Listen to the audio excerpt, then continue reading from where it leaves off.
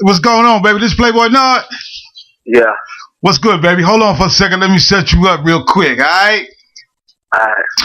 For all my listeners out there, man, we have the opportunity to sit down with a young cat out of the South. You know what I'm saying? He's a real charismatic artist, and he's an eccentric person in his own right, and he goes by the name of Playboy Nard. Nard, baby, tell me, man, how the industry treating you these days? It's doing all right, just constantly grinding and, putting in work. Always and forever. Yeah. Ain't stop till I make it. Yeah, no doubt, baby. So tell my peoples, man, where you originally from and how long you been doing your thing. I'm from Atlanta, Georgia, born and raised, been there my whole life. And I've been doing music since I was about 12. I've been rapping since about 12, but taking it serious since about 15 years old. Yeah, no doubt, baby. So tell us, man, you know what I'm saying? Like, what inspired you to actually want to start doing your thing, want to start rapping? You know what I'm saying? Like, at some point you had to hear somebody and you said to yourself, man, I can do that. And not only can I do that, but I can do that real well. Well, this is the funny thing about it. As far as, this rapping, it was something we used to do at the tables at lunchtime. But to me, really just taking it serious, it actually started off some rap beats. Somebody tried to make a song about me. So from there, I was about 15 years old in high school. So when they tried to make a song about me, I came back and made my own song. And then after that, it was just something I did, and I kept it. Yeah. And from that day on, baby, it's been on and cracking, huh? Yeah, ever since then, got in the studio. Been working ever since then, since I was 15. Yeah, no doubt. It sounded like, man, when they made that song about you, man, it sounded like, man, you had to kind of get up on your battle game. You know what I'm saying? So, Yeah, I had to, because I couldn't, because we were going to take it to the streets at first and just fight it out. But then I was like, no, because my mama, she didn't want me getting too much trouble. So we was like, no way, I'm just retaliate with a song. Yeah, no doubt. You know what I'm saying? So you had to come out of cat and show what you really knew, man, how you can put your words together, man, and really express, you know what I'm saying, about what you really talking about, you know? Yeah. Yeah, no doubt, man. So tell us, man, you know what I'm saying? I know you've been in the game a little while, you know what I'm saying? I mean, you're still young and growing and doing your thing and all that. So tell us, man, how did the first mixtape come about, man? You know what I'm saying? When you actually started getting into the studios, you know what I'm saying, and really putting your thing down. Well, the first mixtape, it really just came about because before the first mixtape, I was doing shows. Right. I had hooked up with the Hitman DJ, Casper from the Hitman DJ, and he was my manager for a good little minute, taking me doing different shows. And I had little boys going on radio, my song in a couple different radio stations, and I seen I was getting such a good reception. Right. But I got a girl pregnant, so I took off. Yeah. And when I came back about a year and a half, 2 years ago, I was like, man, I need to put something to the streets because these folks messing with the single I had put out. So the mixtape, it was just a collective order of a whole bunch of different songs I had did over the years. Right. So the people, have something to listen to and rock with me. Yeah, no doubt. So, man, what it's like, baby, when you go into the studio, man, I'm saying, in your mind, do you take it to another place? You know what I'm saying? Yeah, I really do. I have to. I have to act like I'm Picasso paint a picture. I got to make it as real as possible, but at the same time, make it well. I know certain people going through the same things I'm going through. No question. You know what I'm saying? So it sounds like, man, you take a lot of your street experiences, man, and kind of apply them to your music, you know?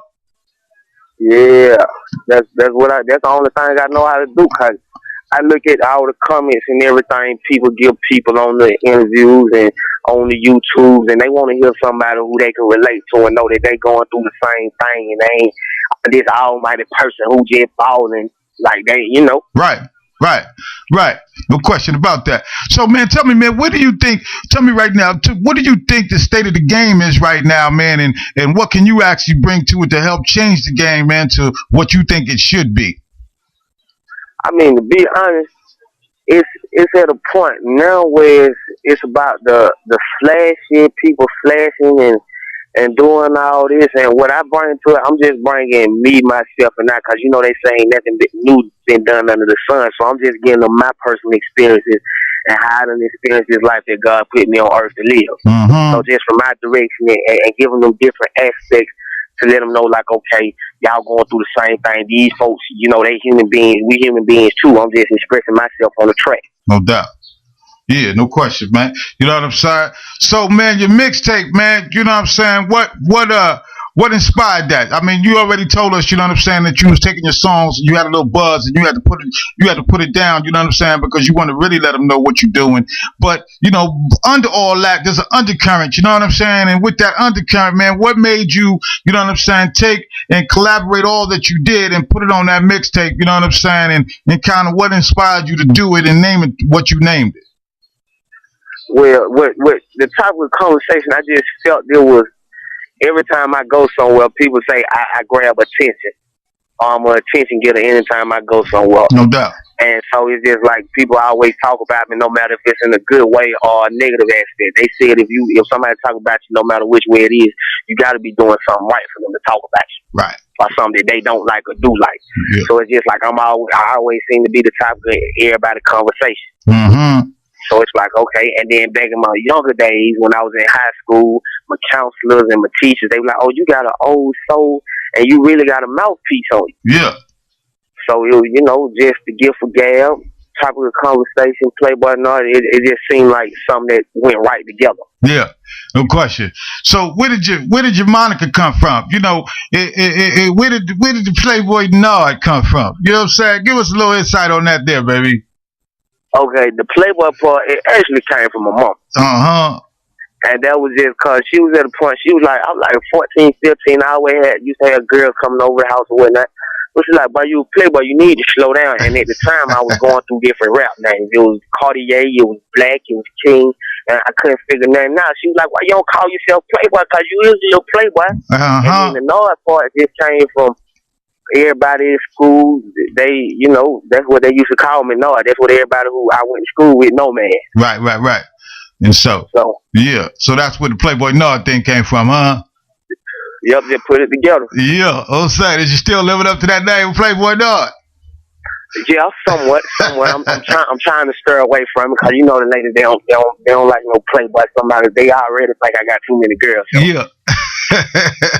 Well, it is what it is, man. When you step in the room, you know what I'm saying, and all intentions and all eyes on you. You know what I'm saying. You know, sometimes some fellas have it and some fellas don't. You know what I mean? Yeah. Yeah. So, you know, what's the videos? Y'all got some videos coming out? You know what I'm saying? Give us a little insight, man, on your video game going down there in Atlanta. I got 2 videos already out. One I dropped last year and one I dropped earlier this year. The last year video is a single I was pushing last year, which is called Press Play. That's on YouTube. Mm-hmm. And the other one is for the single I'm pushing now, which is called Hunger. And that one actually on this website for the guy who shot the video, it got over 150,000 views on it now. Yeah. Hey, you know, that press play song that you did was pretty hot, baby. That was one of the first tracks that we had a chance to get our hands on. You know what I'm saying? And that's actually what gave us, you know what I'm saying, you know, that we homed in on Playboy Nard at that point when we heard that track, you know what I'm saying? And then from then on, you know, you've been supporting Mafia for real, you know what I'm saying? And we've been doing the same, you know? So yeah, ain't no question about that, baby. So what's coming up next, baby? You got another mixtape coming out, you know what I'm saying? You know, I know you in the studio, right? And you got some projects going on. You know what I'm saying? Give us a little insight, man, on what the next one's gonna be about. Well, I'm actually finna re-release the first mixtape because of some stuff that happened with it or whatnot. But I'm finna get all new songs, probably like 6 or 7 new songs, and it's gonna be 12 all together. I'm gonna take some of the hottest songs off the first one, put it together. It's gonna be revisited, but this time I'm gonna change it. I'm the type of conversation, revised, no emotions from a king. I'm trying to give him some. Well, I'm going through it in my life right now. Yeah. And you know, a king sometimes he has to show no emotion with all the stuff that he's trying to go through, and he got to show that he can still rule his kingdom or whatever, and show like, look, I'm human too, but y'all ain't finna see no emotion from me while I'm doing this. And as long as I rule over y'all need somebody who y'all can look up to or whatever. Then here I am. Yeah. No matter what I go through. Yeah, that's real talk, baby. You know what I'm saying? Because, you know, we can't, when I seen the title of it, you know what I'm saying? That was another thing that caught my eye, you know what I'm saying? And I was like, okay, well, I think this cat's turn is up, you know what I'm saying? And it's time to really put him in, and you know what I'm saying, and start working with him, man, and let's see how far this cat can go. You dig? So, you know, Yeah, man, it's a beautiful thing, man, and we like what you're doing down there. You know what I'm saying? In the ATLs, you know what I mean? So, man, here's my question to you, though. You know what I'm saying? Everybody has a vision in their head or where they would like to end up or what they would like to do or what they would like to accomplish. You know what I'm saying? Throughout their career. You know what I'm saying? Give us a little insight, man, on what your vision is. And when it's all said and done, man, when we can look back and say, you know, what Playboy did and what Playboy was all about. Really, I just want to get these, like I've been saying, just get these people the real, be able to take care of my family, make sure all my partners and everybody who I mess with, they good, and make sure that my community that I grew up in, they got somewhere where we got charity foundations, we got playgrounds where kids can go and play on, and you know, just a community feeling. I want to give back to my hood and the city of Atlanta for everything that they did for me. Yeah, and really just show the world, like, look, it's still good people out there, even though, you know, things seem to be going wrong in the world these days. Like, look, it's still humble people out there, no matter what they is, rappers, moguls, whatever. Yeah, that's real talk, baby. You know what I'm saying? So here's another thing I want you to kind of expand upon a little bit. You know what I'm saying? A lot of these cats is in the game today. You know what I'm saying? They think they can make one track or two tracks or whatever the case they doing. But yet, when they doing their music, their business game ain't really correct. You know what I'm saying? So kind of expand upon, you know what I'm saying, about being able to have your business aspect of your game correct. You know what I'm saying? Because if you ain't got that correct, then, you know, you're doing nothing. You're doing shit for nothing. You know what I mean? Yeah. I mean, really, as far as the business game, make sure you get everything copyrighted, because one thing I have learned about this game is it's a dirty game. Yeah. It's a lot of snakes in the grass. You just got to be able to maneuver. You got to make sure that everything you do and every time somebody say they going to do, you just can't listen to what they saying. You got to make sure it's on paperwork or something, because paperwork mean a lot in this industry. Yeah. Make sure your paperwork's right. Make sure your song's copyrighted. Make sure you got a hard drive every time you go to the studio, take your song, because I done experienced the way I done lost everything, all the tracks I had. Right. I had the song in the MP3 format, but I lost the actual session to the songs with the beats and everything. That's how computers done crashed. I mean, I done been through it. Right. I done seen stuff that people 10 years in the game probably experienced. They feel for 6 years. I done experienced me being in here and ain't even all the way on yet. Right. Right. Yeah, no doubt about that, man, because your business game got to be on top of, you know what I'm saying, what it's all about. You dig? And shit, and I know you know that from what you just said to me, man, about losing all your shit, you know what I'm saying? So, you know, hey, man, it was a beautiful thing, man, that you came out, you spent a little time with us, you know what I'm saying? And, you know, right about now, man, before we go, you know, I want you to give a shout out, and I want you to plug everything and everybody, man, that's helped you get to the point to where you are today. First, I want to shout out my crew, the Purple Gang. Silk Set, you already know. YDESOS Smash on site. We been there, we rocking. My cousin them for Strong Money. I want to shout out the whole west side of Atlanta, the east side, the south side. I want to shout out the Lipstick Gang and my homegirl Bambi. All the Hitman DJ from Montana White, DJ Bishop, DJ Drizzle, my big homie DJ Quest, DJ Swamp Izzo, and especially my big homie DJ Bishop, because he been there more than anybody else in this industry. Joe Baker, Kim Porter, my big homie KV over there at Big Play Entertainment. I want to give a shout out to G-Boy for Brick Squad. I want to give a shout out to Joe Baker, Killer Mike Manager, because he been there with me through the long run. Anybody who ever supported me, from Black Label Records to H2 Management, from the folks over there, Danny Ritchie in London, everybody who ever supported me or ever had anything to do, whoever played my song one time, I just say appreciate and God bless y'all. And I promise I ain't finna let none of y'all down. Shout out to MAFIA Magazine for the interview and getting your boy some good promotion, you feel me? Definitely that. Just everybody, man. Yeah. Everybody who ever messed with my campaign. No doubt. You heard it right here first on Mafia Magazine Radio. We just had the opportunity, man, to sit down with a real live cat coming out of the ATL, and he goes by the name of Playboiii Nard. I want y'all to stay locked in right here, man, on Mafia Magazine Radio, baby, because we're going to play some of his tracks and let you know, man, how he really getting down in the music that he's doing.